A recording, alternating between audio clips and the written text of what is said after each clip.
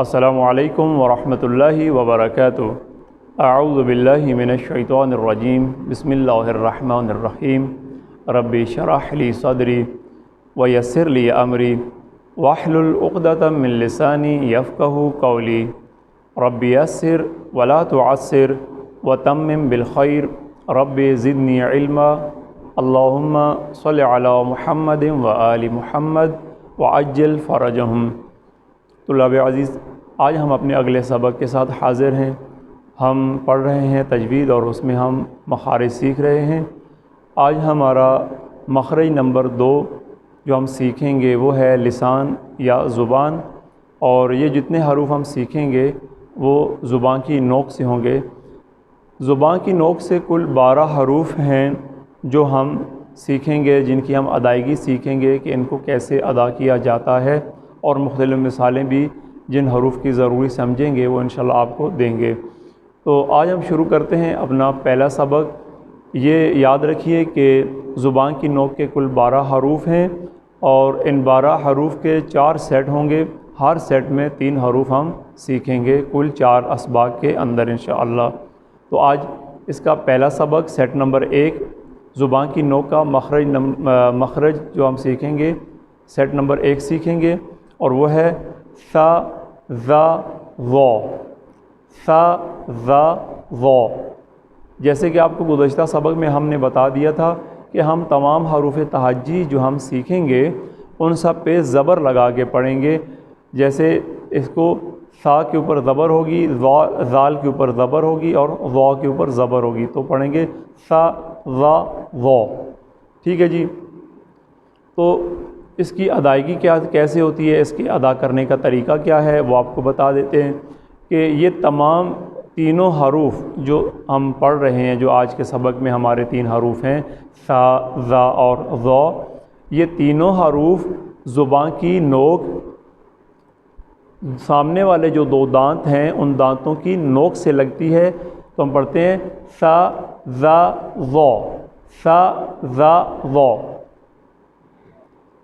اگر یہ ہمارے اوپر کے 2 دانت ہیں اور یہ زبان ہے تو یہ آپ اس پوزیشن کو دیکھ لیں، یہ ایسے ٹچ ہوگی، زبان ٹچ ہوتی ہے، بہت زیادہ باہر نہیں نکال دینی، صرف زبان دانتوں سے ٹچ کرنی ہے۔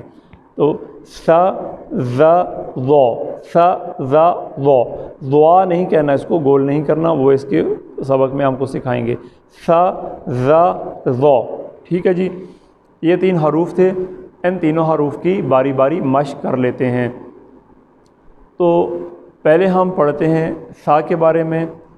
آسان ہے، اتنا مشکل نہیں ہے، اور اگر آپ تھوڑی پریکٹس کریں گے تو جلدی سیکھ جائیں گے۔ اور قرآن میں جہاں بھی آپ قرآن کی تلاوت کر رہے ہوں تو کوشش کریں ان حروف کی ادائیگی کے طریقوں کو ذہن میں رکھیں اور اسی طریقے سے اس کو ادا کریں۔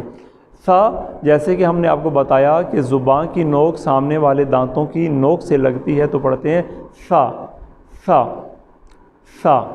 تو اس کی مثال حمزہ کے ساتھ ہے اس اس اس، اس اس اس، اور زیر زبر کے ساتھ ثا فی سو، ثا فی سو، اور تنوین کے ساتھ فن فن سن، فن فن سن۔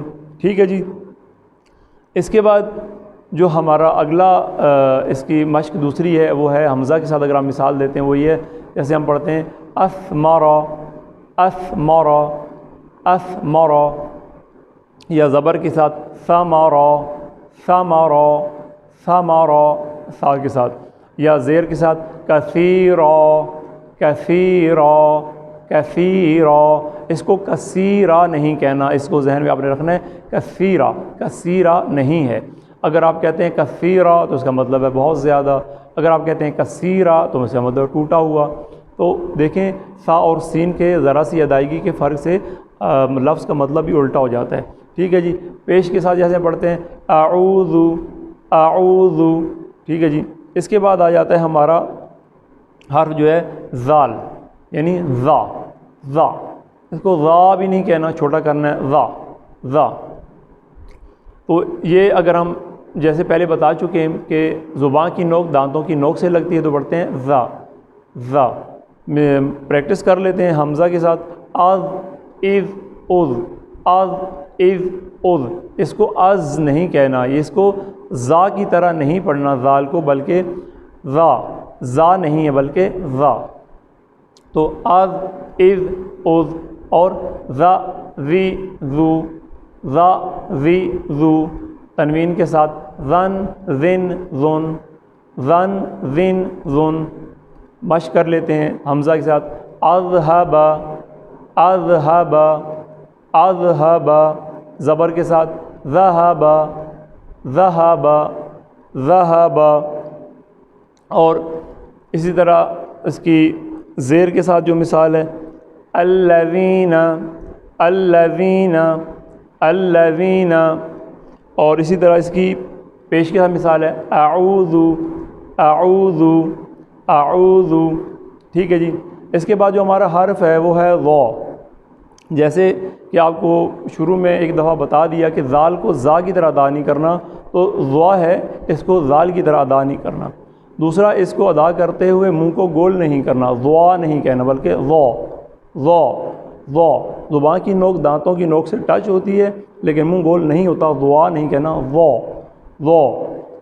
مشق کر لیتے ہیں حمزہ کے ساتھ اذ اذ اذ اذ اذ اذ، زیر زبر کے ساتھ ذا ذی ذو، ذا ذی ذو، تنوین کے ساتھ ظن ظن ظن، ظن ظن ظن. اس کی مشق کر لیتے ہیں حمزہ کے ساتھ اظلم اظلم اظلم، زبر کے ساتھ ظلم ظلم، زیر کے ساتھ ظلم ظلم، پیش کے ساتھ مظلم مظلم. ٹھیک ہے جی. ایک مشق میں جو خیال رکھنے والی بات ہے ذا اور ضا کی، وہ آپ دو حمزہ کو اگر لے لیں، حمزہ زبر آ اور حمزہ زبر آ کو، دونوں کو اور ان کے وزن کو اوپر اور نیچے کر لیں، ایک کو نیچے باریک میں اور ایک کو موٹے اور اونچے میں. جیسے حمزہ زبر آ اور حمزہ زبر آ جو دونوں ہیں، اس کو ایک کو باریک کریں آ اور ایک کو بڑا آ آ آ آ. یہی ذا اور ضا ہے، ذا ضا ضا جو ہے، ذال والا ذا اور ضا والا ضا، ذا ضا ذا ضا. اسی کلیے کے اوپر اس کی اگر مشق کریں تو آپ کی اس کی ادائیگی بہتر ہوگی انشاءاللہ. آج کے لیے اتنا سبق ہے ہمارا، انشاءاللہ اگلے سبق کے ساتھ پھر ملیں گے. والسلام علیکم ورحمۃ اللہ.